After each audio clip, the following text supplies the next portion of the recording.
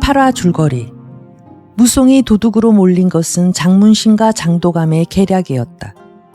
장도감 일행은 무송을 압송하는 도중 살해하려 계획했지만 실패하고 다시 돌아온 무송은 원악루에서 술을 마시던 장도감, 장문신 등 집안 사람 15을 죽이고 행자로 위장하여 떠돌게 된다. 한편 뜻밖에도 공태공 장원에서 무송은 급시 후 송강을 만나게 된다.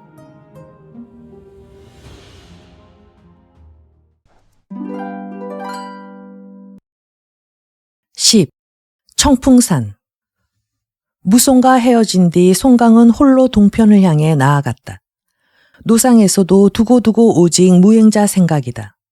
부지런히 길을 가기 수일, 마침내 이름 높은 청풍산 아래 다다르니 사방이 험준한 고산이다. 물소리가 하도 귀에 시원하고 산빛이 눈에 즐거운 통에 송강이 넋을 잃고 좌우를 돌아보며 발길을 옮기는 중에 짧은 겨울해가 어느덧 저물어 때는 황혼이다. 여름이라면 하룻밤쯤 숲속에서 한눈을 하기로 어떠냐마는 한겨울에 이대로 한데서 밤을 지낼 수가 있나. 추위도 추위려니와 사나운 짐승이라도 나오면 큰일이다. 송강은 마음에 적지 않게 당황하였다. 동편 좁은 길을 향해 걸음을 재촉하여 한식경이나 조이 나갔으나 인간은 보이지 않고 날은 아주 어두워버렸다. 이제는 길도 잘 분간을 못하겠다. 그가 마음에 더욱 당황하여 거의 다름질쳐서 앞으로 나가는데 문득 다리가 무엇에 걸려 채이면서 몸이 푹 앞으로 거꾸러지니 숲속에 난데없는 왕방울 소리만 요란하다. 아이고, 내가 올가미에 치였구나. 속으로 깨달았을 때는 이미 늦어 숲속에서 우르르 달려나온 10여 명 도적대 손에 박도와 보따리를 빼앗기고 몸은 굵은 밧줄로 결박을 당하고 말았다. 손 한 번 놀려보지 못하고 이렇듯 붙잡힌 송강은 그놈들이 끄는 대로 또 따라갈 수밖에 없다. 도적대는 횃불을 밝혀들고 웃고 짓거리며 산 위로 올라갔다. 산체에 이르러 송강이 불빛 아래 살펴보니 주위를 목책으로 삥 둘러맞고 일좌 초정이 뜰 한가운데다 자리를 잡았는데 대청 위에는 호피교이 셋이 놓여있고 집 뒤는 배격한 초방이다. 졸개들이 송강을 끌어다 뜰 아래 장군주 위에 빗끌어 메어 놓으니 대청 위에 있던 놈이 이들을 보고 한마디 짓거린다. 대왕께서 지금 주무시네. 아직 여쭐 것 없지. 한숨 주무시고 나거든 저 새끼 간을 내어 성주탕 해올리고 우리는 고기나 한 점씩 얻어먹세나. 몸이 묶여 꼼짝달싹 못하는 송강은 이 소리를 듣고 보니 기가 막힌다. 그래, 내 팔자가 이처럼이나 기박하단 말인가. 놀아먹던 계집년 하나 죽였다고 갖은 고생 다 하고 마침내는 얘까지 와서 소리 소문 없는 죽음을 당하다니. 절로 입술에 새어나오느니 오직 한숨일 때 아마 3경쯤 되었으리라. 대청 뒤로부터 4, 5명 졸개가 달려나와 대왕께서 납신다 하고 한마디 외치며 등촉을 밝힌다. 송강이 가만히 눈을 들어 살펴보니 안으로부터 노란 수염에 두 눈이 크고 둥근 자가 뚜벅뚜벅 걸어나와 한가운데 놓인 호피교의애가 떡 걸터 앉는다. 이 사나이는 산동 내주 사람으로 성은 연이요 이름은 순이요 자쿠는 군모호다. 본래 각지로 양가말을 팔러 다니던 객상이었는데 장사에 실패하여 본전을 들어먹고 마침내는 이렇듯 농림총중에 몸을 던져버린 것이다. 이날 군모호 연순이 술이 깨어 청상에 나와 앉자 좌우를 돌아보고 묻는다. 얘들아, 저자는 어디서 잡아왔니? 뜰 아래 졸개들이 대답한다. 뒷산 길목을 지키고 있는 중에 걸려든 놈입니다. 대왕마님 성주탕이나 합시다라고 잡아올렸지요. 그 잘했다. 그럼 어서 가서 두 분 대왕도 모셔오너라. 졸개가 명을 받고 간 지 오래지 않아 대청 좌우로부터 2명 호골이 나선다. 좌편은 오척이 미처 못되어 보이는 작달막한 키와 막 생긴 얼굴에 두 눈이 유난히 크니 이 사람은 양의 태생으로 성은 왕이요 이름은 영. 자쿠는 그의 키가 원체 작음으로 하여서 외가코라 부른다. 본래 수레를 밀어 남의 짐을 날라다 주는 것이 생업이었는데 어느 날 도중에 재물을 보고 탐이나 물건 임자를 겁박하고 재화를 뺏었다가 일이 드러나서 관가에 잡혔더니 요행이 탈옥하여 다시 세상 구경을 하게 되자 즉시로 이곳 청풍산으로 올라와 연순과 함께 도적패의 두령 노릇을 하고 있는 터이다.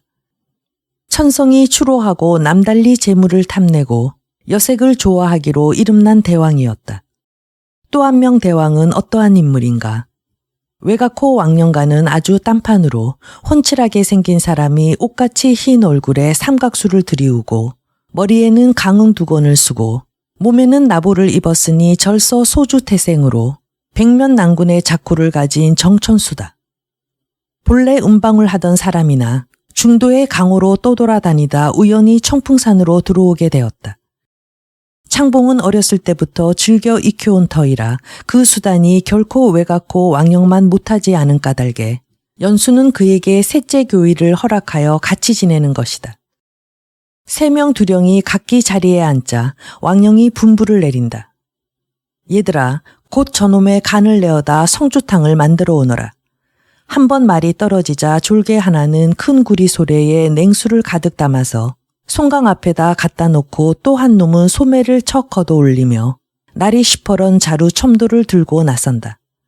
곧 칼질이 시작되나 하였더니 먼저 놈이 손으로 물을 떠서 송강의 가슴에 끼얹는다.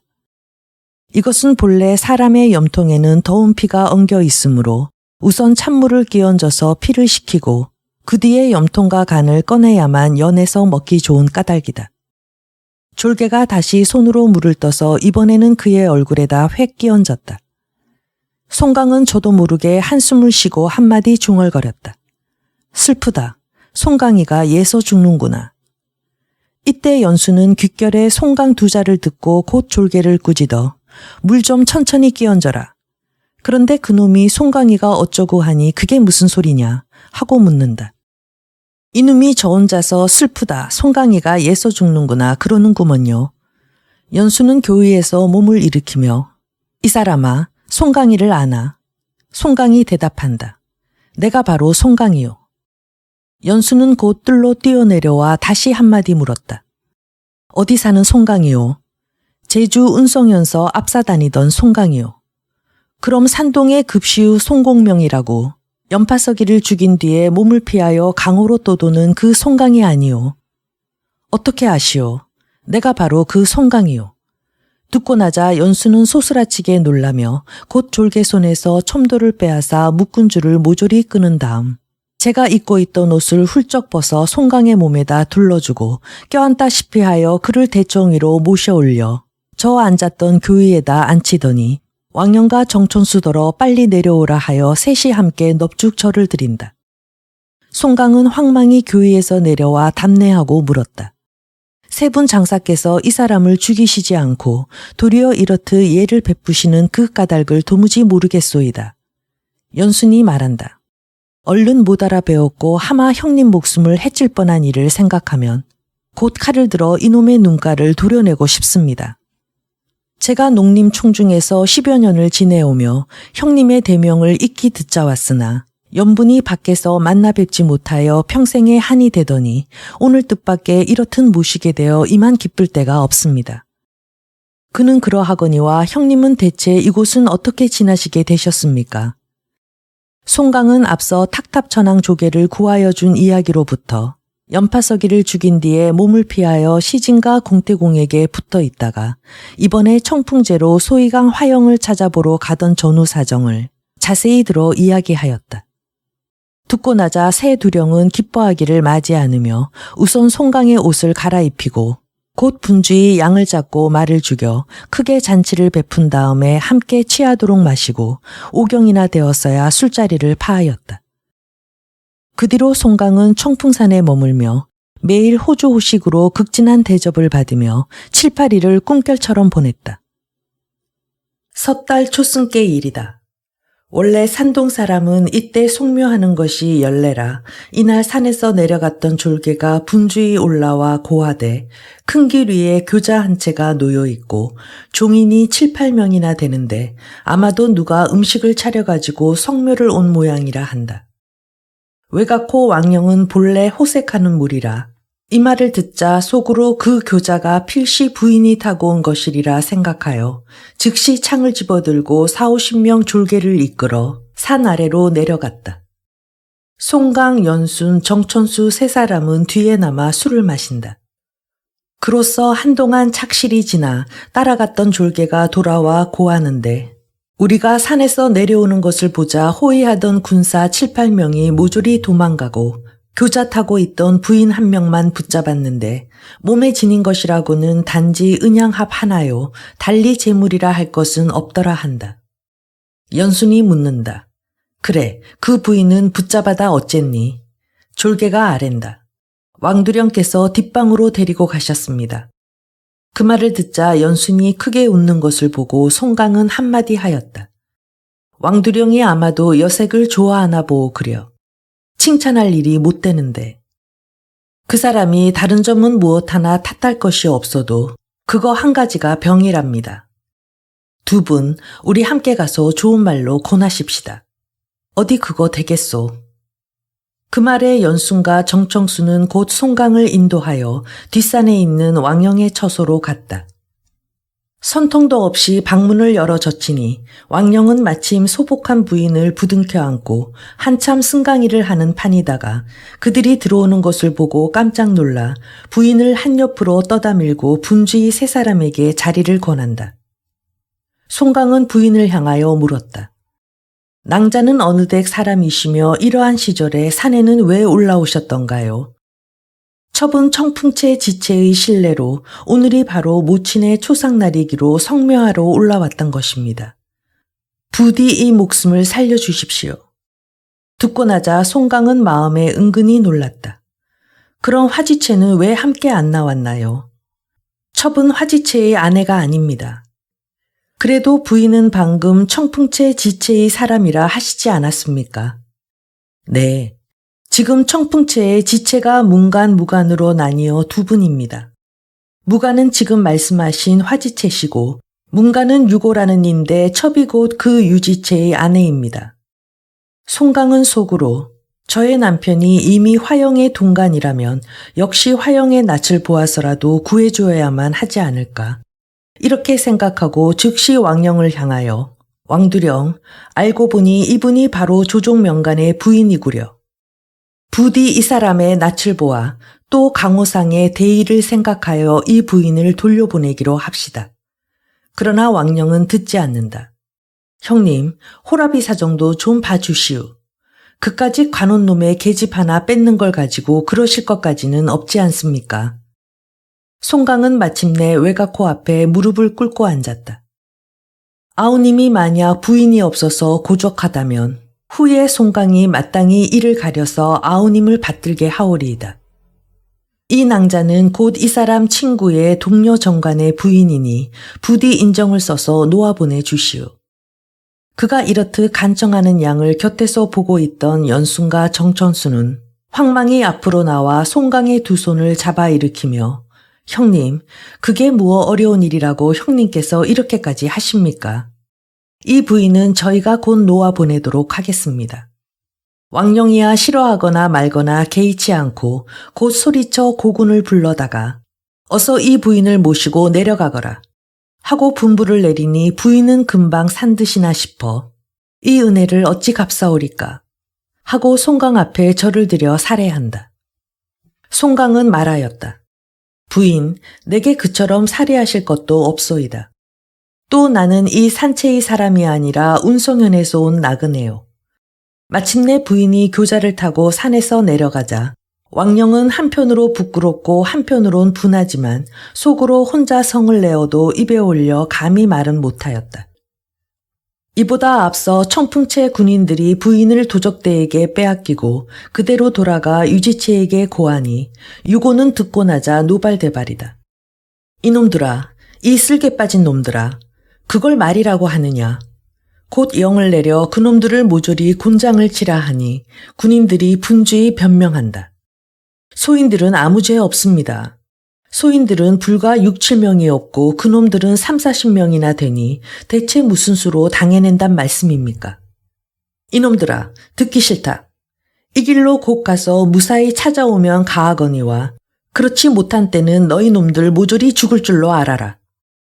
군인들은 어찌할 길 없어 그 앞을 물러나오자 본체 안에 건장한 군교 7, 80명과 함께 각기 창과 몽둥이를 들고 청풍산으로 향하였다.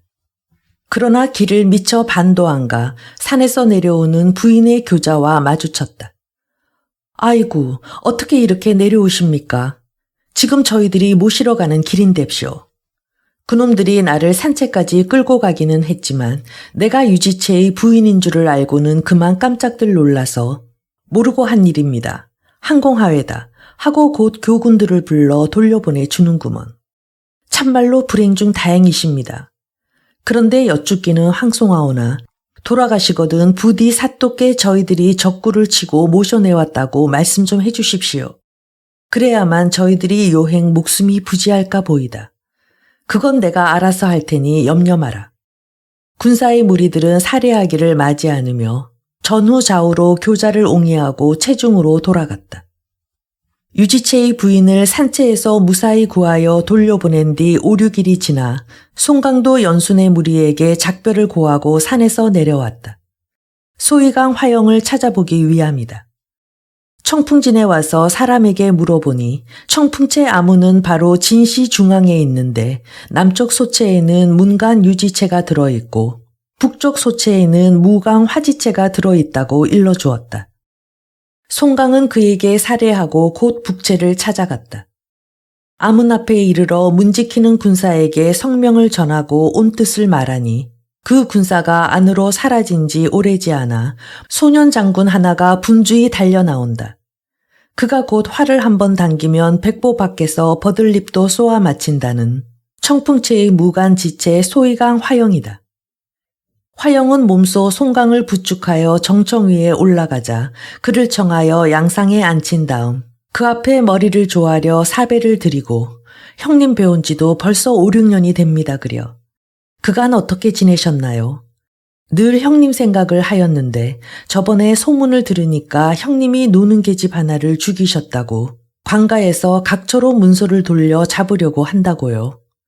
그 말을 듣고 어찌 불안하고 또 답답한지 한실은 그냥 못 있겠어서 연달아 10여 통이나 글호를 올리고 부디 제게로 와 계시라 하였는데 받아보셨는지요?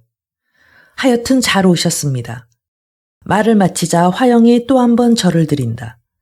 송강은 그를 붙들어 일으키고 자네 인사는 그만하고 이리 와 앉아서 내 이야기나 좀 듣게. 그리하여 연파서기를 죽인 뒤로 그간 자기가 겪은 일을 낱낱이 이야기하니 듣고 나자 화영은 찬탄함을 맞이 않으며 송강을 다시 후당으로 청하여 들여 자리를 권하고 부인 채씨와 누이를 불러내어 상면을 시켰다. 송강이 향탕에 목욕한 다음 옷을 갈아입고 나자 화영은 크게 연석을 배설하고 잔을 들어 그에게 권하며 좋은 말로 위로를 한다. 술이 여러 순 돌자 송강은 자기가 청풍산에 머물러 있는 동안에 유지채의 부인이 잡혀 들어와 자칫 욕을 보게 된 것을 자기가 극력으로 고하여 무사히 돌려보낸 일을 이야기하였다.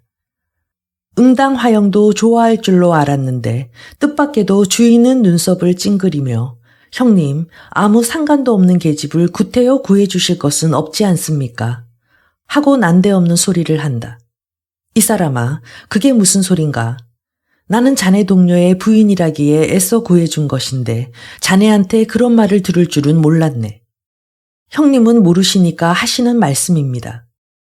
저는 무간일에서 부지체고 유골한 놈은 문간일에서 정지체인데 그놈이 바로 정지체랍시고 매양저를 능멸히 알아오는 것쯤은 오히려 참겠습니다. 이놈이 이곳에 도임한 뒤로 법도를 어지럽히고 양민을 해하고 재물만 탐을 내어 갖은 못된 짓을 다 하는데 모든 조화가 다 그 계집에게서 나오거든요. 그깟년 욕 좀 단단히 보게 하시지 아무래도 형님이 잘못하셨습니다. 듣고 나자 송강은 좋은 말로 위로하였다. 예부터 원수는 풀 것이지 맺을 것이 아니라지 않나. 자네가 기왕 그 사람과 동료인 이상에는 설사 그 사람에게 잘못이 있더라도 악한 것은 감추어주고 착한 것은 드러내주어야 도리일세. 부디 남하고 원수 맺으려 말고 좋게 지내도록 하게. 형님 말씀 잘 알았습니다. 앞으로 그렇게 하도록 하지요. 자, 형님, 어서 술잔을 내십시오. 그로부터 송강은 4, 5일을 연달아 극진한 술 대접을 받고 종일 체중에 들어박혀 있는 것도 맛이 없는 노릇이라 다음에는 화영이 권하는 대로 그의 친수인을 데리고 매일 청풍진 거리로 나가서 시정, 촌락, 군간, 사원을 두루 구경하며 때로 술집과 다방에 들러 차도 마시고 술잔도 기울여 지극히 한가한 날을 보냈다. 그가 청풍진에 온 지도 이래저래 한 달이 넘어 해가 바뀌고 어느덧 원소절을 맞게 되었다. 물론 경사에 비할 바는 못 되지만 청풍진의 원소절도 제법 장하여 집집이 문 앞에다 등불을 내어단 것은 물론이요. 600~700개의 화등이 휴양하여 인간의 천상이다. 이날 화영은 지체로서 수백 명 군사를 지휘하여 각처를 경계하며 또 책문을 지키느라 한가로이 나가지 못하고 송강만 종인 2~5명을 데리고 거리로 나갔다. 날이 청명하여 이 밤에 달이 희한하게 좋았다. 하늘에는 그려낸 듯 둥그런 명월이요 땅에는 깔렸느니 수천 수만의 화등인데 오색이 영롱하다. 두루두루 구경하며 대왕묘 앞에 이르러 소호산을 구경한다. 비록 아름다운 풍류와 노래는 없어도 모두가 올해 풍년들기를 할애하는구나. 송강의 무리는 소호산을 구경하고 나자 이번에는 발길을 돌려 남쪽으로 향하였다. 600~700보를 못 가서 문득 눈을 들어보니 어느 대장원 모퉁이에 등촉이 휴양하며 한때 사람이 삥 둘러섰는데 그 속으로부터 재금 소리가 요란히 일어나자 모든 사람이 일시에 갈채한다. 쫓아가 보니 포로무가 구경할 만한 모양 같다. 송강은 본래 키가 작은 사람이라 남의 등 뒤에서 구경할 도리가 없어 사람 틈을 비집고 앞으로 나갔다. 춤추는 사람들이 능수는 아니어서 그 손짓 몸짓이 지극히 촌스러운데 그것이 도리어 보기에 좀 더 재미있고 우습다. 송강은 한 차례 보고 나자 입을 크게 벌리고 껄껄 웃었다. 이 일은 공교롭기도 하다. 이때 장원 안에서 역시 이 포로물을 구경하고 있던 사람은 다른 이가 아니라 하필 유지채 부처의 일행이었다. 이때 유고의 부인이 송강의 웃는 소리를 듣고 이윽히 그 편을 바라보다가 문득 깜짝 놀라 자기 남편을 돌아보고 저기 얼굴이 가무잡잡하고 키가 작달막한 녀석 있죠. 저 녀석이 다른 놈이 아니라 바로 저번에 나를 잡아갔던 청풍산 도적대의 괴수되는 놈이랍니다. 한마디 하니 그 말에 소스라쳐 놀란 유고는 즉시 수하 군사들에게 영을 내려 송강을 잡아 청전에 대령하게 하고 황망히 돌아갔다. 사람들 틈에 끼어 포로무 구경에 정신이 팔렸던 송강은 뜻밖의 변을 당하자 변변히 항거도 못하여 보고 그대로 잡혀 남체로 끌려갔다. 유지채가 동원에 나와 앉아 죄인을 잡아들이라 하여 뜰 아래 무릎을 꿇리고 호령한다. 네 이놈, 청풍산 도적놈이 감히 오늘 같은 날 마을로 내려와 관등을 하다니 참말이지 담이 크구나. 송강은 아래였다. 소인은 운성현 사는 장삼이란 자로 화지채와는 오랜 친구지요. 이곳에 온 지도 벌써 여러 날인데 대체 청풍산 도적이란 웬 말씀이오니까. 이때 유지채의 부인이 병풍 뒤에서 나오며 소리소리 지른다. 아니 이놈아, 나를 산으로 잡아 올려가 놓고 이제 와서 뻔뻔스럽게 무슨 변명이냐. 그 무슨 말씀이오니까. 그때 제가 운성형 사람으로 나그네로 여기에 와 있다고 말씀드리지 않았습니까? 원 기가 막히네. 저놈이 개수 중에서 상개수로 바로 그중 높은 교위에 앉아서 끄덕거리더니 이제 와선 아주 뚝 잡아떼는구먼. 부인, 너무하시오. 그때 소인의 힘이 아니었다면 꼭 욕을 보시게 되는걸. 무사히 면하시고 내려오셨으면서도 이제 저를 도적으로 얽어 죽이시려오. 그 말에 계집은 펄쩍 뛰며 손을 들어 송강을 가리키고 소리를 지른다. 세상에 저런 죽일 놈이 있나. 내가 기어코 매를 맞아야만 바른 소리를 할 모양이구나. 유지채는 듣고 있다가 그래 부인 말씀이 옳소. 곧 형리를 불러 저놈을 매우 쳐라. 분부를 내리니 사정없이 내리치는 곤장 20도에 송강은 가죽이 터지고 살이 헤어져 그 참혹한 정상이 눈으로는 차마 못 보겠다. 유고는 이 꼴을 보고 영을 내렸다. 저놈을 철새로 단단히 묶어서 가둬라. 그는 박는 날 제인의 수레에 실어 청주부로 암령을 할 생각인 것이다. 한편 이날 밤 송강을 따라서 관등놀이를 나섰던 종이는 뜻밖의 일을 당하자 그 길로 북채로 돌아가서 화영에게 본대로 고하였다. 듣고 나자 화영은 깜짝 놀라 곧 글을 써서 2명 부하에게 주고 그 길로 가서 이를 유지채에게 전하게 하였다. 화지채에게서 사람이 왔다는 말에 유고가 불러들여서 올리는 글호를 펴보니 오늘 밤 등을 구경하다가 잘못 잡힌 사람은 다른 이가 아니라 바로 근자의 제주에서 찾아온 저의 친한 유장이니 부디 저의 낯을 보아 용서하시고 즉시로 방면하여 주기를 바란다는 것이다. 읽고 나자 유고는 크게 노하여 화영이가 참으로 무례하구나. 제가 그래 조종의 명간이며 도족대와 서로 짜고 감히 나를 속이려 든단 말이냐. 너는 그놈을 제주 쏘온 유장이라 했지만 그놈은 벌써 제 입으로 운성형 사는 장삼이라고 그랬다. 내가 그래 그 강종놈을 나하고 동성을 만들어 놓았으니 그러면 내가 마음에 혹 어찌하고 그냥 놓아보낼 줄을 믿는 모양이구나. 괘씸한지고. 편지를 북북 찢어버리고 그는 즉시 좌우를 꾸짖어 편지 가지고 온 사람을 잡아 문 밖으로 내치게 하였다. 글을 써보낸 뒤 행여나 좋은 소식이 있을까 고대하던 화영은 뜻밖에도 자기의 부하들이 그렇듯 유고에게 욕을 당하고 돌아온 것을 알자 크게 노하였다. 그는 곧 갑옷 입고 활을 메고 창 들고 말에 올라 수십 명 군사를 거느리고 남채로 지쳐 들어갔다. 문을 지키고 있던 군사들이 형세가 험한 것을 보고 그대로 쫙 흩어진다. 화영은 바로 정청 앞까지 들어가서 말에서 내리자 수하 군사들을 좌우에 쫙 늘여 세운 다음 소리를 높여 외쳤다. 유지채, 나 좀 봅시다. 그러나 유고는 화영이 노기가 등등하여 군사를 거느리고 몸소 찾아온 것을 알자 무서워서 감히 나오지를 못한다. 화영은 잠깐 그곳에 서서 기다리다가 유고가 끝끝내 나오지 않는 것을 보자 좌우를 꾸짖어 양쪽 이방안을 모조리 찾아보게 하였다. 군사들이 영을 받고 일제히 나서서 방을 뒤지는 중에 마침내 낭하 이방 안에서 송강을 찾아내니 독한 매의 아랫도리가 그대로 피투성이가 된 사람이 쇠사슬로 잔뜩 묶여서 높다랗게 매달려 거의 사경이다. 화영은 그를 구하여 내어 곧 군사를 시켜 먼저 집으로 보내고 나서 말에 뛰어오르자 다시 안을 향하여 어째서 우리 표종 형님을 도적으로 몰아서 함부로 잡아다 가두는 것이오. 아무리 정지체라도 그렇게는 못하는 법이오. 그게 어디 사람 대접인가. 내일 우리 한번 따져봅시다. 한마디 외친 다음 군사를 거느리고 돌아갔다.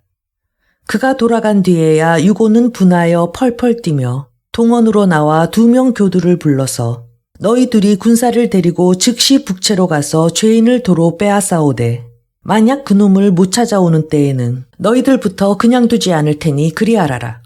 하고 엄명을 내렸다. 교두들은 본래 화영의 무예가 심히 높은 줄을 알고 있는 터이라 갈 마음은 조금도 없었으나 그렇다고 지체의 엄한 분부를 거역할 도리도 없었다. 하는 수 없이 앞을 물러나와 군사 200명을 거느리고 북채로 갔다. 그들이 문에 이르렀을 때 날은 아직 밝지 않고 채문은 활짝 열린 채 안으로부터 아무 동정이 없다. 그러나 네 감히 앞을 서서 들어가랴.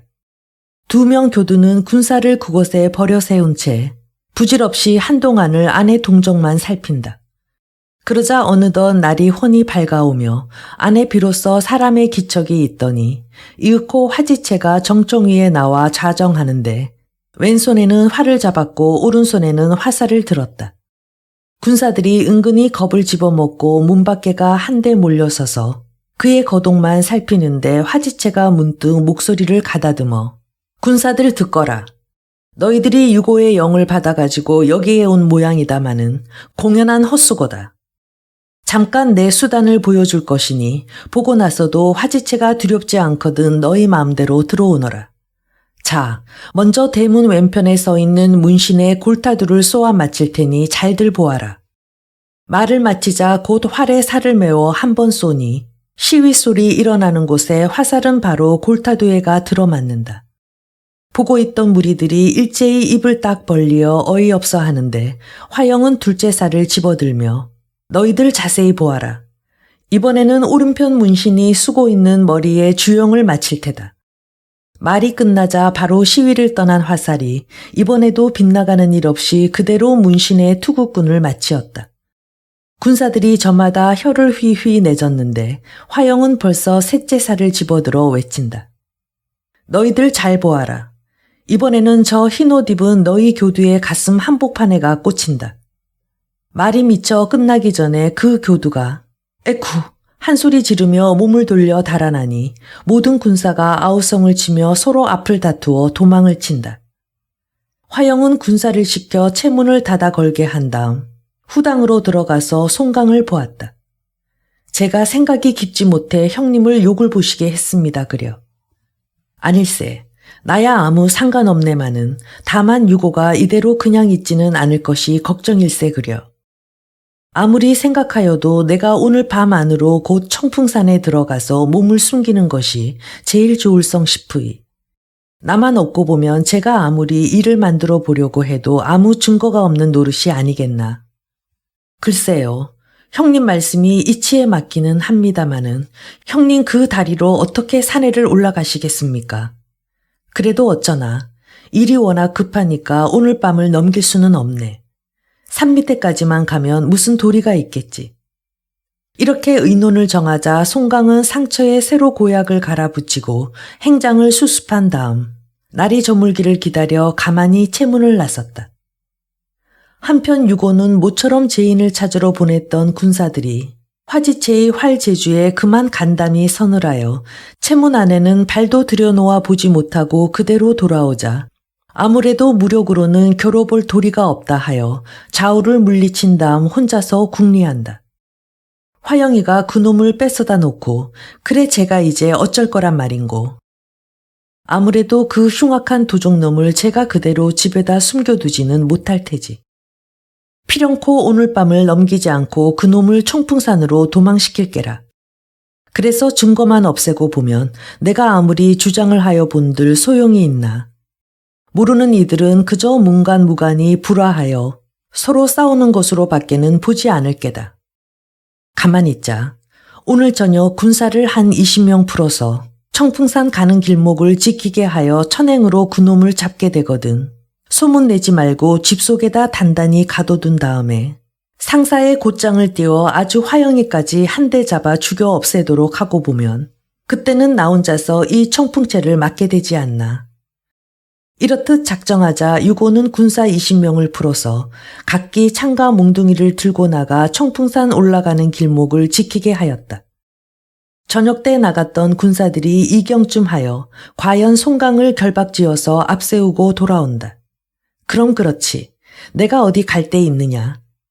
유고는 기뻐하기를 맞이 않으며 그를 후원에다 깊숙이 가둬놓고 그 밤으로 솥장을 써서 2명 신복인에게 시켜 밤을 도와 청주부에 고하게 하였다. 그러나 화영은 이를 모른다. 지금쯤은 송강이 벌써 산으로 들어갔으려니 하여 마음을 탁 놓고 이제 앞으로 유고가 어쩌나 어디 두고 좀 보자 하였다. 이때 청주부 지부의 성은 모용이요 이름은 언달이니 바로 휘종천자의 종이 모용귀비의 형되는 사람이다. 그가 저의 누이의 세도를 믿고 이 청주 땅에 있어 양민을 괴롭히고 안 하는 짓이 없으니 이러므로 하여 백성들 사이에서 원망이 높았다. 이날 일찍이 공인이 유지체의 글을 올리니 지부는 받아서 읽고 나자 소스라치게 놀랐다. 화영으로 말하면 공신의 자제인데 어찌하여 청풍산 도적대와 결연한단 말인고. 이 재범이 참으로 작은 게 아니다. 그러나 아직 허실을 분명히 알 수 없으니 병마도감을 보내서 사실을 조사하여 올리도록 해야겠다. 이렇게 생각하자 지부는 곧 본주의 병마도감을 불러들였다. 원래 청주 병마도감의 성은 황이요 이름은 신이니 무예가 심히 고강하여 그 위엄이 능히 청주를 압도한다. 이러므로 하여 사람들이 그를 불러 진삼산이라 하는 터이다. 이 청주에는 3개의 악산이 있다. 첫째가 청풍산이요, 둘째가 일용산이요, 셋째가 도화산이라. 이 3곳은 모두 도적의 무리가 출몰하는 곳이다. 황씨는 일찍부터 이 악산의 무리들을 자기 혼자 힘으로 모조리 잡아 없애겠다 장담하여 왔다. 이날 황씨는 모용지부의 영을 받자 곧 물러나와 갑옷 입고 투구 쓰고 허리에 한 자루 상문검을 차고 건장한 군졸 50명을 뽑아내어 말을 제쳐 그 밤으로 청풍채로 갔다. 남체 앞에 이르러 말에서 내리니 도감이 왔다 듣고 유지채가 황망히 문 밖까지 나와 맞아들인다. 함께 후당으로 들어가 송가 주인이 자리를 나누어 앉은 다음 유고는 주연을 베풀어 황신에게 은근히 권하며 청풍산에 도저 운성현 장삼을 잡은 전후 사정을 이야기하였다. 듣고 나자 황신은 물었다. 지체가 그 장삼이란 놈을 잡아다 가둔 줄을 화영이가 알고 있어. 유고가 대답한다. 간밤 이경에 그놈이 청풍산으로 돌아가려는 것을 도중에 군사를 매복시켜 두었다가 아무도 모르게 잡아온 터이니까 화영이는 그저 그놈이 무사히 산으로 올라간 줄만 알고 아주 마음 턱 놓고 있을 테지요. 황씨는 음성을 낮추어 은근히 말하였다. 이미 그러하다면 좋은 수가 있소. 내일 일찍거니 대체한 공청 위에다 크게 연석을 베푸시오. 그리고 공청 뒤에다 40~50명만 매복을 하여 놓으면 내 몸소 화영을 찾아가서 저를 청하여 오되 모용지부께서 그대들 문간무간이 서로 화목하지 못하단 말씀을 들으시고 나를 보내시어 술을 놓고 화해하게 하시는 것이라 말하겠소. 그러면 제가 반드시 나를 따라 이곳으로 올 것이니 그때 내가 술잔을 던지는 곳으로 군호를 삼아 일제히 나서서 잡기로 하면 일이 쉬우리이다. 이 계교가 어떻소? 듣고 나자 유고는 크게 기뻐하며 참으로 묘계라고 칭찬하기를 마지 않는다. 이날 황신과 유고는 이렇듯 계책을 정한 다음에 밤이 깊었어야 술자리를 파하였다. 이튿날 유고는 계교대로 대체 좌우 양편 장막 안에다 우선 군사들을 매복하여 놓은 다음에 공총 위에다가는 주연을 베풀어 놓았다. 황씨는 말 타고 다만 종인 두엄만 데리고 북채로 갔다. 황도감이 찾아왔다고 고하자 화영은 황망히 밖으로 나와 그를 맞아들였다. 함께 공총으로 올라가 자리를 정하고 앉자 화영은 물었다.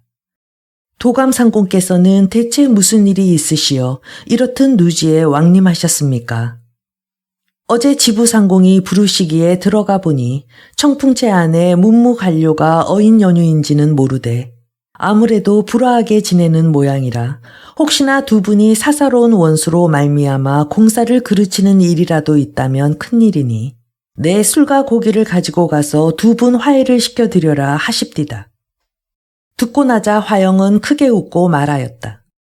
유고가 매양 화영의 과실을 들춰내려 하기 때문이지 그렇지 않다면 화영이 어찌 감히 정지체를 업신여길 까닭이 있사오리까. 그만 일로 지부를 놀래드리고 도감께서 이처럼 초체로 할임하시게 될 줄은 참으로 뜻밖이외다. 화영은 마침내 황신을 따라 함께 대체로 갔다. 유고는 이미 공청에 나와 있다. 황씨는 화영의 손을 잡고 청상으로 올라가 세 사람이 서로 보기를 마치자 곧 술을 명하였다. 이때 종인이 화영이 타고 온 말을 밖으로 끌어내고 채문을 굳게 닫아버린다. 그러나 화영은 물론 이것이 계교임을 알 턱이 없었다. 그는 황신도 자기나 마찬가지로 무관이니 반드시 자기에게 악의는 품지 않았으리라 생각할 뿐이다. 황씨는 잔을 들어 먼저 유고에게 권하며 말하였다. 두 분이 불화하시단 말씀을 들으시고 지부께서 이렇듯 저를 보내신 터이니 부디 앞으로는 오직 조정에 보답할 일만 생각하시어 매사를 좋도록 서로 상의하여 하도록 하시오. 유고가 대답한다. 유고가 비록 재주는 없으나 그래도 약간 도리와 법도는 알고 있는 터이외다. 저희 두 사람이 별로 싸운 일이 없는 터에 이번에 지부상공께 그렇게 근심을 끼쳐드렸다니 참으로 송구하외다. 모두가 외인이 잘못 전한 탓이지요. 말을 마치자 유고가 술잔을 받아 마시니 황씨는 다시 술 한 잔을 가득 부어 화영에게 권하며 말한다. 유지채 말씀 맞다나 필시 외인이 잘못 전한 탓이었나 보. 자, 화지채도 한 잔 드시오. 화영이 잔을 받아 마시고 나자 이번에는 유고가 술 한 잔을 가득 부어 황신에게 권하며 말하였다. 도감상공, 한 잔 드시오. 황신은 잔을 받아서 손에 들자 한 번 좌우를 둘러본 다음에 술잔을 번쩍 들어 땅에다 내던졌다. 문득 후당의 함성이 크게 일며 양편 장막 안으로부터 40~50명의 군안이 달려나와 화영을 잡아서 섬돌 아래로 끌어내린다. 황신은 소리를 가다듬어 꾸짖었다. 저놈을 묶어라. 뜻밖의 일에 놀라 화영은 외쳤다. 내 무슨 죄가 있다고 이러오. 황신은 크게 웃는다. 내 청풍산 도적대와 결연하여 조종을 배반하며 감히 죄가 없다고 앙탈하느냐. 그러자 화영은 굴하지 않고 다시 외쳤다. 무슨 증거가 있어서 감히 그런 말을 하오. 무슨 증거가 있느냐고. 내 진실로 감춘 도적을 보고 싶으냐. 황신은 좌우를 보고 분부하였다. 내 그놈을 끌어내오너라. 말이 떨어지자 군안의 무리들이 일량 죄인의 수레를 밀고 나온다. 화영이 눈을 들어보니 다른 사람이 아니오. 바로 송강이다. 너무나 어이가 없어 잠시 아무 말도 못하였다. 황신은 다시 꾸짖는다. 내 이래도 할 말이 있느냐. 화영은 고하였다. 저분은 운성현 사람으로 바로 내 친곤이요. 청풍산 도적이란 대체 어디서 나온 말이오. 내 할 말이 있거든 지부상공 앞에 나가서 하여라. 곧 유지체를 시켜 체병 100명을 점기하여 방송하게 하니 화영은 황신을 향해 한마디 한다. 도감이 유고의 말만 믿고 나를 이렇듯 죄인으로 대하나 상사에 이르면 내다 분명하게 말할 바가 있어. 다만 한 말씀 하고 싶은 것은 나나 도감이나 다 같은 무인으로서 부디 낯을 보아 의복을 벗기지 말고 수거에 실어주시오. 황신은 선선히 말하였다. 그만 이리야 못 들어주겠느냐. 이날 황신이 손에 한 자루 상문검을 비껴잡고 말에 올라 앞을 서니 유지체가 또한 말 타고 융의를 잇고 그 뒤를 따른다.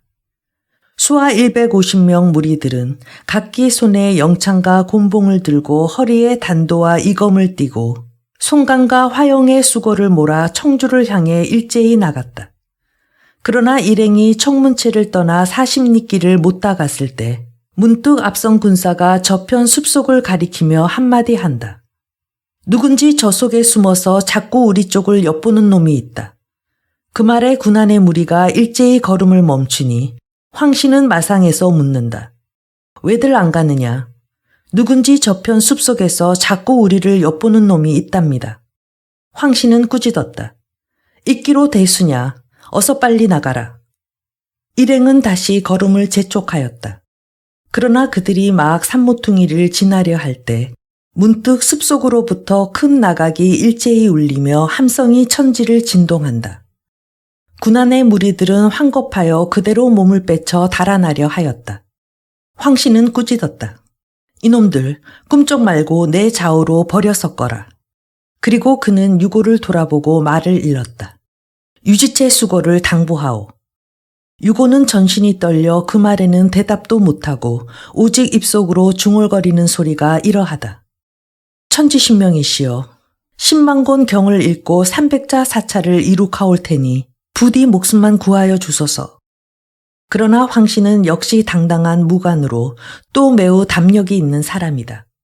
곧 말을 제쳐 앞으로 나가보니 숲속으로부터 몰려나오는 4~500명 졸개들이 모두가 기골이 장대하고 모습이 흉악한데 제각기 머리에 홍건을 쓰고 몸에 나보를 입고 허리에 단검을 차고 손에 장창을 들었다. 그들이 앞길을 막고 서자 다음에 숲속으로부터 3명 호환이 나오는데 한 명은 총포를 입고 한 명은 녹포를 입고 또 한 명은 홍포를 입었으며 허리에는 요도를 차고 손에는 박도를 들었으니 중간은 곧 금모호 연순이요 좌편은 외각호 왕령이요 우편은 백면낭군 정천수다. 3명 호환은 앞길을 막고 서서 큰 소리로 외쳤다. 이곳을 지나려면 길값으로 3천간을 내어놓아야 하느니라. 황신은 소리를 가다듬어 꾸짖었다. 너희들이 이렇듯 무례할 때가 있느냐. 진삼산이 예에 계시다. 짐산사는 말도 말고 설사 상감이 거동을 하신데도 역시 3천간 길값은 물어야 하느니라. 황씨는 크게 노하였다. 도적놈들이 이렇든 무례할 법이 있느냐. 곧 좌우를 꾸짖어 북치고 징을 울려 위험을 도두게 한 다음 황씨는 칼을 춤추며 말을 몰아 연순을 향해 달려들었다. 세 명 호환이 일제히 박도를 휘두르며 앞으로 내달아 그를 맞는다. 황씨는 기운을 뽐내어 세 사람을 상대로 싸웠다. 그러나 황신이 제 아무리 무예가 고강하다 하기로 어찌 세 명 호환을 당해낼 것인가. 어우러져 싸우기 10합에 이르러 형세가 불리한 것을 보자 그는 혹시나 그들에게 사로잡히는 일이라도 있어 명성을 훼손할까 두려워 문득 말머리를 돌려 달아났다. 세 명 호환이 박도를 휘두르며 그 뒤를 쫓는다. 황씨는 남을 돌볼 경황도 없어 혼자서 청풍진으로 살같이 말을 몰았다. 이것을 보고 150명 군하는 수고를 버리고 각기 도망하여 사면으로 달아난다. 뒤에 홀로 남은 유고가 소스라치게 놀라 황망히 말머리를 돌리려 할 때 졸개들이 새끼줄로 유고가 탄 말을 얽으니 유고는 그대로 땅 위에가 거꾸로 떨어지고 만다. 졸개들은 아우성을 치며 달려들어 그를 발가벗긴 다음에 굵은 밧줄로 결박을 지워버렸다. 이때 화영은 이미 자기가 타고 있던 수레를 깨뜨리고 뛰어나와 묶은 줄을 모조리 끊어버린 다음에 다시 송강을 수고 밖으로 구하여 내었다. 세 명 호환은 송강을 말에 태워 먼저 산으로 올려보낸 다음에 화영과 함께 졸개들을 거느리고 유고를 묶어 앞세우고 산채로 돌아갔다. 원래 연순의 무리들은 송강의 뒷소식이 궁금하여 몇 명 졸개를 청풍진으로 보내어 알아보게 하였더니 돌아와 말하기를 화지체와 송강이 다 함께 유고손에 잡혀 청주로 끌려가게 되었다고 한다. 이 말을 듣고 세 명 호환은 곧 인마를 이끌고 대로변으로 나와 길목을 지키고 있다가 송강과 화영을 구하고 유고를 사로잡은 것이다.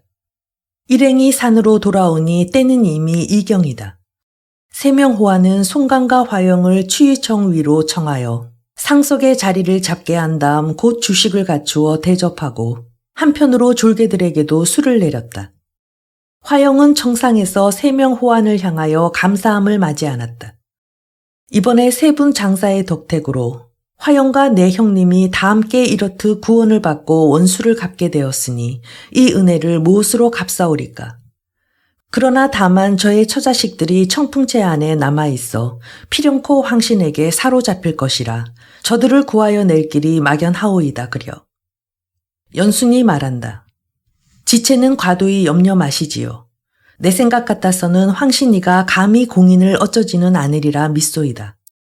또 서로 불손한 일이 있다 하더라도 제가 청주로 나가려면 반드시 산 아래를 지날 것이니 우선 몇 명 아이들을 내려보내 소식을 알아오게 하고 내일 새벽으로라도 우리 형제 세 사람이 산에서 내려가 공인과 영매를 모셔다 드리오리다. 화영이 칭사하자 송강이 말한다. 유고놈을 곧 잡아들이도록 하오. 그놈을 지금 장군주에다 묶어놓았습니다. 곧 배를 갈라 간을 내기로 하겠습니다. 화영은 자리에서 일어나며 형님, 그놈은 제 손으로 요조를 내겠습니다. 송강을 돌아보고 한마디 한 다음 섬돌을 내려서자 칼을 번쩍 들어 유고의 배를 가르고 간을 꺼내어 송강 앞에 바쳤다. 송강이 다시 말한다. 저놈은 비록 죽였으나 계집이 아직 그대로 있으니 그년을 마저 잡아다 죽여야만 속이 시원할까 보오. 이 말에 외갓고 왕령이가 한마디 한다. 형님, 염려 마십시오. 내일 산에서 내려가 그년을 잡아다가 긴히 쓸 곳이 있소이다. 모든 무리들이 웃기를 맞이 않는다. 이날은 모두가 술 마시어 즐기고 밤이 깊었어야 비로소 자리를 파하였다. 그 이튿날 아침 일동이 다시 추위청에 모여 청풍채 칠 일을 의논하니 연순이 입을 연다. 어제 아이들이 좀 고나였던 모양이니 오늘 하루는 편히 쉬게 하고 내일 일찍거니 내려가더라도 늦지는 않을까 하오. 모든 사람은 그 말을 옳게 여겨 이날은 말과 사람을 움직이지 않았다.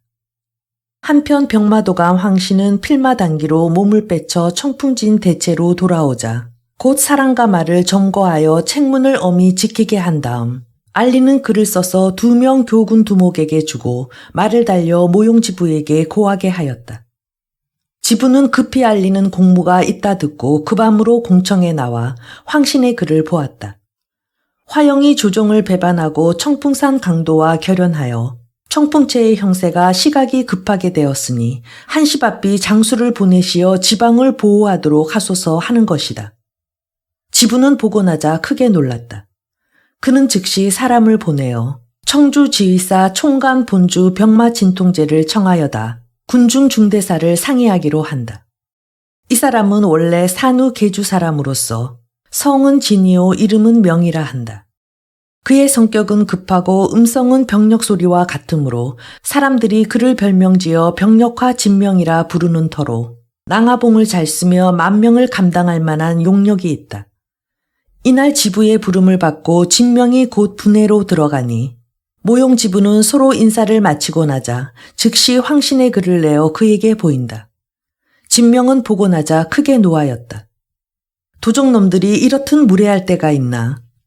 그러나 과히 근심 마시지요. 이 사람이 비록 재주는 없으나 곧 군마를 거느리고 가서 도적의 무리를 모조리 잡아오리다. 그러나 만약 장군이 지체하시고 보면 이놈들이 반드시 청풍채를 치고 말 것이요. 어찌 늦출 까닭이 있으리이까. 오늘 밤으로 인마를 점기하여 내일 아침에 떠날 생각이오이다. 듣고 나자 지부는 크게 기뻐 황망히 술과 고기를 베풀어 내일 성 밖으로 나가서 군사들을 상주기로 하였다. 진명은 지부 앞을 물러나오자 곧 말 타고 지휘사로 들어가서 100마군과 400보군을 점기한 다음 이튿날 새벽 일찍이 병마 총간 진통제라 크게 쓴 붉은 깃발을 앞세우고 성 밖으로 나갔다. 이보다 앞서 무용지부는 성박 사원 안에서 만두를 찌고 고기를 삶고 술을 데워 군인들이 이르기를 기다리더니 마침내 진명이 500인마를 거느리고 성에서 나오는 것을 보매 위풍당당한 풍모에 감탄한다. 진명이 말에서 내려 지부와 서로 보니 지부는 잔을 잡고 총관에게 당부한다. 잘 방편을 보아 수의 계가를 올리도록 하오. 군사들에게 술과 만두와 수육을 내려 호근하기를 마치자 포소리가 크게 울리니 진명은 마침내 지부에게 하직을 고하고 몸을 날려 말에 오른 다음 대오를 정비하고 군병을 재촉하여 바로 청풍채를 향해 나갔다. 이때 산채에서 내려왔던 졸개의 무리는 이 일을 탐지하자 나는 듯이 산상에 이를 고하였다. 연순의 무리들은 송강 화영과 함께 바야흐로 청풍채 칠 일을 의논하고 있다가 뜻밖에도 병력화 진명이 병마들을 거느리고 산 아래에 이르렀다 듣고 놀라기를 맞이 않는다. 그러나 화영은 태연히 말하였다. 여러분, 과히 염려하실 것 없소이다. 아이들을 배불리 먹인 다음에 내 말대로만 하십시다. 우선 힘으로 당하고 다음에 깨로 잡읍시다. 하고 화영이 음성을 낮추어 자세히 개교를 말하니 듣고 나자 송강은 무릎을 친다. 참으로 좋은 개결세. 여러분, 그대로만 행하십시다. 연순의 무리들이 그 개교를 쫓아 곧 졸개들에게 영을 내려서 각자 준비를 급히 하게 하니 화영은 말과 갑옷과 철창을 모두 수습하여 놓고 때가 이르기만 기다린다. 한편 진명은 군사를 영솔하고 청풍산 아래 당도하자 심리 밖에 채책을 세우고 이튿날 오경에 밥지어 군사들을 배불리 먹인 다음 바로 청풍산을 향해 나아가 공활한 곳을 가려 인마를 두고 북을 울렸다. 그러자 문득 산상의 징소리 하늘을 울리며 일표 인마가 나는 듯이 내려온다. 진명이 말을 세우고 낭하봉을 비껴잡은 다음에 눈을 부릅뜨고 바라보니 졸개의 무리들이 소이강 화영을 옹이하여 산에서 내려와 언덕 아래 이르자 곧 진을 치고 대한다. 진명은 소리를 가다듬어 꾸짖었다. 화영아, 내 대대 장군 집안의 자손으로 조종이 너를 명하여 지체를 삼으시고 녹을 내리시되 조금도 부족함이 없었다거늘 내 어찌 도리어 도적들과 결연하여 조정을 배반하려 하느냐. 이제 내 특히 너를 잡으러 온 터이니 내 만약 조금이라도 사리를 아는 놈이거든. 빨리 말에서 내려 묶임을 받고 내 손을 더럽히게 하지 마라. 듣고 나자 화영이 얼굴에 웃음을 띄우고 공손히 말하였다. 총관께 한 말씀 하래요. 화영이 어찌 즐겨 조종을 배반하오리까. 실로 유구가 없는 것을 잊게 만들어 사사로운 원수를 상사의 고한 까닭으로 마침내 화영은 집이 있어도 돌아가지 못하고 나라가 있어도 용납되지 못하는 신세가 된 것이니 총괄은 부디 깊이 살펴주시오. 진명은 또 꾸짖었다. 내 말에서 내려 묶음을 받으려고는 하지 않고 도리어 교묘한 말로 군심을 흔들려 하느냐. 곧 영을 내려 북을 쳐서 위험을 도두게 한 다음 진명은 낭하봉을 휘두르며 화영을 향해 달려들었다. 화영은 소리를 높여 웃었다. 내 본래 나의 상사가 아니기로 겸손히 한 말이지 내 참으로 너를 두려워 그러는 줄 아느냐. 말을 마치자 곧 창을 내두르며 말을 제쳐 화영은 진명을 맞아서 싸웠다. 어우러져 싸우는 두 장수의 형세가 그대로 한상 남산의 맹호요, 두 마리 북해의 창룡이다. 정강창을 쓰는 장수는 위풍이 위로 북두성을 향하고 낭하봉을 춤추는 장수는 노기가 일어 병력을 바라는 것과 같다. 하나는 곧 사직을 부지하는 천봉장, 하나는 이 강산을 정돈하는 흑살신. 당시에 두 사람이 서로 무예를 겨루어 어우러져 싸우기 40~50합에 이르되 승부가 나뉘지 않는다. 화영은 문득 지는 척하고 말머리를 돌이켜 산 아래 작은 길을 향해 달렸다. 진명이 크게 노하여 곧 그 뒤를 쫓는다. 화영은 이것을 보자 창을 들어 요사환에 걸고 왼손으로 활을 잡고 바른손으로 화살을 뽑아 몸을 틀어 뒤를 쫓는 진명의 투구를 바라고 힘껏 쏘니 시위 소리 울리는 곳에 화살은 그대로 진명이 쓰고 있는 투구 위에 홍령을 맞춰 떨어뜨린다. 진명은 깜짝 놀라 말머리를 돌이켰다. 화영은 졸개의 무리들을 이끌고 그대로 산 위로 올라가 버렸다. 진명은 그들이 돌아가는 것을 보자 마음에 크게 노하여 군사들을 꾸짖어 북치고 징을 울리며 길을 찾아 산으로 올라갔다. 그러나 고개를 두엇이나 넘었을까 말까 할 때 문득 산 위로부터 나무와 돌과 병 따위가 쏟아져 내려와 군사 중에 죽고 상하는 자가 40~50명이다. 이를 보자 나머지 군사들은 앞을 다투어 산에서 내려왔다. 진명은 본래 성미가 급한 사람이다. 이것을 보자 더욱 노하여 다시 군사를 수습하여 산으로 오를 길을 찾았다. 그러자 문득 서쪽 산에서 징이 크게 울리며 잡목이 우거진 속에서 한상 홍기군이 달려나온다. 진명은 곧 인마를 이끌고 그 편으로 쫓아갔다. 그러나 막상 그 아래에 이르러 보니 징소리도 안 들리고 붉은 깃발도 보이지 않는다. 진명은 말을 멈추고 길을 찾았다. 길이라고는 아무리 찾아도 없고 오직 나무꾼이나 지나다닐 작은 길뿐인데 그나마도 어지럽게 나무들이 쌓여 통하지 못하게 막아놓았다. 진명이 바야흐로 군사들을 시켜 길을 트게 할 때 문득 한 군사가 와서 고한다. 동쪽 산에 징소리가 울려 홍기군이 또 나왔습니다. 진명은 다시 인마를 이끌고 나는 듯이 동쪽 산으로 가보았다. 그러나 막상 이르러 보니 징소리도 안 들리고 홍기도 안 보인다. 진명은 군사를 풀어 사면으로 길을 찾게 하였다. 그러나 그곳에도 길이라고는 없고 역시 잡목을 쌓아놓은 작은 길뿐이다. 그러자 군안이 다시 와서 고한다. 서쪽 산에서 또 징이 울고 홍기군이 나왔소. 진명은 말을 제쳐 다시 서쪽 산으로 달려갔다. 그러나 이르러 보니 징소리도 안 들리고 홍기도 안 보이기가 전이나 일반이다. 진명은 본래가 성미 급한 사람이라 노기가 뒷꼭지까지 치밀어 올라 이를 북북 갈며 어찌할 바를 몰라 할 때 또 동쪽 산으로부터 징소리가 천지를 진동한다. 진명은 급히 인마를 이끌고 그 편으로 달려갔다. 그러나 이르러 보면 역시 사람도 보이지 않고 홍기도 눈에 띄지 않는다. 군사를 풀어 기어코 길을 찾아 산 위로 오르려 할 때 다시 서쪽 산으로부터 함성이 들려온다. 진명은 노기가 충천하였다. 그는 또 한 번 군사를 휘몰아 소리나는 곳으로 찾아갔다. 그러나 역시 이르러 보면 산상 산하에 사람의 그림자라고는 찾을 수가 없다. 진명이 군사들을 꾸짖어 다시 길을 찾게 할 때 문득 한 군사가 앞으로 나와 아랜다. 동남산에 큰 길이 있는데 아마도 그것이 산채로 통한 길인가 보이다. 듣고 나자 진명은 즉시 일행 인마를 몰아 동남산으로 달려갔다. 이때 날은 이미 저물고 반나절을 동서로 분주하느라 사람은 곤하고 말은 지쳤다. 진명은 산 아래에 이르러 진을 치고 군중에 영을 내려 밥을 짓게 하였다. 바로 그때 산상에 횃불이 어지러이 일며 진가 북소리가 요란하게 울린다. 진명은 크게 노하여 마군 40~50명을 이끌고 산 위로 치달아 올라갔다. 그러나 반도 채 못 올라가서 문득 숲속으로부터 화살이 어지러이 날아와 군사가 태반이나 상하였다. 진명은 하는 수 없이 다시 산 아래로 내려왔다. 다시 군사를 재촉하여 밥을 짓게 할 때 산상에서 횃불이 무수히 일며 바람을 타고 휘파람 소리가 들려온다.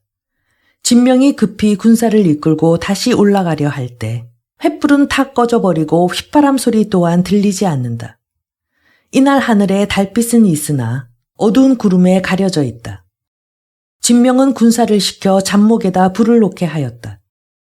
그때 산 위로부터 난데없는 피리 소리가 들려온다. 진명은 다시 말을 몰아 그 편을 향해 올라갔다. 올라가 보니 산 위에 횃불을 연화문 개나 밝혀놓고 화영과 송강이 마주 앉아 술을 먹고 있다. 진명은 분통이 그대로 터질 듯하여 그곳에 말을 세워놓고 소리를 가다듬어 꾸짖었다. 그 소리를 듣자 화영이 아래를 내려다보며 한마디 한다. 진통제, 과히 역정을랑 내지 마오. 오늘은 이대로 돌아가시고 내일 다시 만나 한번 겨뤄봅시다. 진명은 크게 부르짖었다. 이놈 반정놈아, 이리로 썩 못 내려오겠느냐. 우리 300한만 싸워보자. 그러나 화영은 웃을 뿐이다. 진총관, 당신이 오늘은 몸이 좀 고단하실게요. 내 지금 싸워서 이긴다 하더라도 남에게 자랑할 일이 못 되니 오늘은 그대로 돌아가고 내일 다시 만납시다. 진명은 더욱 노하였다. 생각만 같아서는 곧 길을 찾아 산 위로 올라가고 싶다. 그러나 화영의 화살이 두렵다. 그래서 진명은 그대로 고개 아래서 어지러이 꾸짖기만 하였다. 그러자 문득 자기 영체 안으로부터 본부 군마들의 들레는 소리가 들린다. 진명이 급히 돌아가 보니 뜻밖에도 그쪽 산 위로부터 화포 화전이 일제히 쏟아져 내리며 배후로부터 수십 명 졸개들이 국로를 쏘아 본부 인마들이 산역 깊은 구렁 속으로 몸을 피하느라 소동이다. 때는 이미 삼경이다. 군사들이 구렁 속으로 들어가 간신히 화살을 피하고 있을 때 다시 뜻밖이었다. 상류로부터 물이 쏟아져 내려 삽시간에 구렁 속이 못을 이루니 말과 사람 모두가 모두 물속에 잠긴다. 서로 앞을 다투어 언덕 위로 오르려 하였으나 간신히 물속에서 빠져나온 자는 기다리고 있던 졸개들 손에 모조리 잡혀버리고 그나마 나오지 못한 자는 그대로 물귀신이 되고 말았다. 이 광경을 보자 진명은 노기가 충천하여 그대로 내문이 터질 지경이다. 사면을 둘러보다가 바로 한 옆에 작은 길이 하나 있는 것을 알고 말을 몰아 산 위로 올라가려 하였다. 그러나 미처 40~50보를 못 다가서 사람과 말이 그대로 갱 속으로 떨어지고 만다. 양편에 대기하고 있던 50명의 산적들이 달려나와 진명을 밖으로 끌어내었다. 청주 지휘사 총관 본부병마 병력화 진명도 이렇게 되면 손을 놀려볼 도리가 없다. 무기와 갑옷과 군기를 모조리 빼앗기고 시뻘건 알몸은 굵은 밧줄로 단단히 묶임을 받는 바 되고 말았다.